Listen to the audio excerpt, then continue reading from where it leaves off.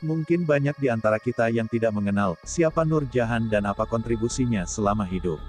Untuk menambah wawasan, nggak ada salah jika kita belajar tentang sejarah India dan flashback sebentar pada abad ke-17 sebagai latar belakang.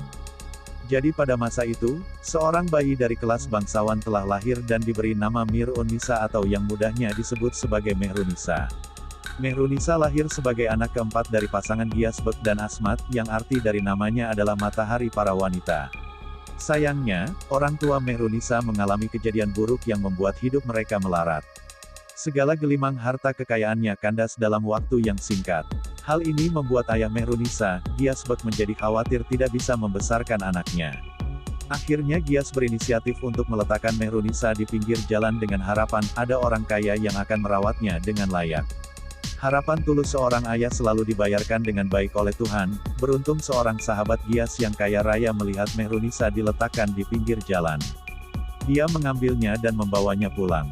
Sahabat Gias yang menemukan Mehrunisa pura-pura tidak tahu jika bayi tersebut adalah anak Gias. Dia membawanya kembali pada ayah kandungnya dan berkedok menemukan bayi ini di pinggir jalan dan menyuruh Gias merawatnya dengan baik.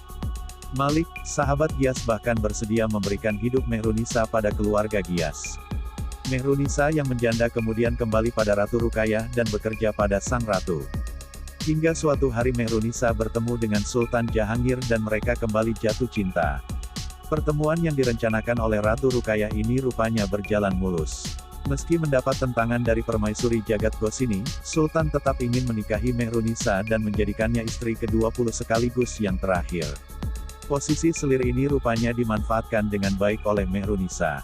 Dia yang berganti nama menjadi Nur Jahan setelah menikah dengan Sultan kemudian menggunakan segala kecerdasannya untuk memegang kekuasaan di balik tahta. Syarat pertama Nur Jahan ketika menikah adalah tidak mau menjadi selir. Sultan yang sudah cinta mati dengannya kemudian bersedia menyiapkan semua yang diperlukan untuk memboyong calon istri barunya tersebut, termasuk membangun istana indah untuk Mehrunisa. Perlahan Nur Jahan mulai memiliki kekuasaan terhadap politik kerajaan dan semakin dikenal sebagai wanita tangguh yang sangat berpengaruh. Namanya sering disebut sebagai satu-satunya penguasa wanita pada dinasti itu. Mehrunisa yang menjanda kemudian kembali pada Ratu Ruqayyah dan bekerja pada sang ratu. Hingga suatu hari Mehrunisa bertemu dengan Sultan Jahangir dan mereka kembali jatuh cinta. Pertemuan yang direncanakan oleh Ratu Ruqayyah ini rupanya berjalan mulus. Meski mendapat tentangan dari permaisuri Jagat Gosini, Sultan tetap ingin menikahi Mehrunisa dan menjadikannya istri ke-20 sekaligus yang terakhir.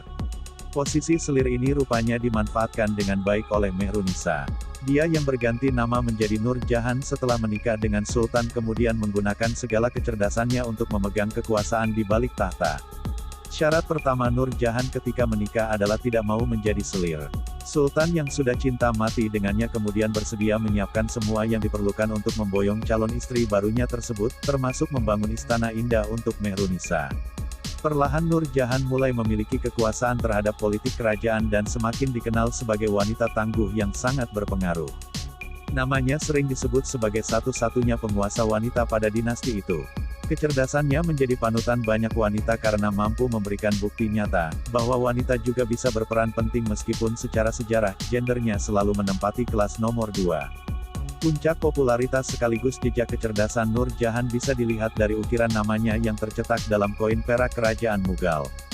Nur Jahan ingin memastikan bahwa N.